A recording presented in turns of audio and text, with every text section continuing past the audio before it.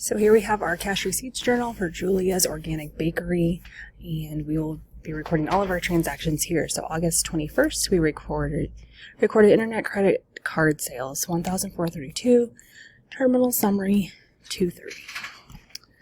So our date is August 21st. Check mark will be our account title, document number TS230, and then it will be a sales credit, $1,432, and a cash debit, $1,432. Then August 27th, recorded internet credit card sales, $2,010, terminal summary $231. Date's the 27th.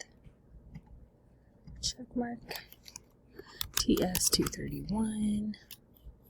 Sales credit $2,010, cash debit $2,010.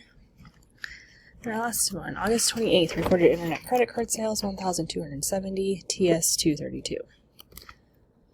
27th for our date, check mark, TS232, sales credit $1,270, and cash debit $1,270.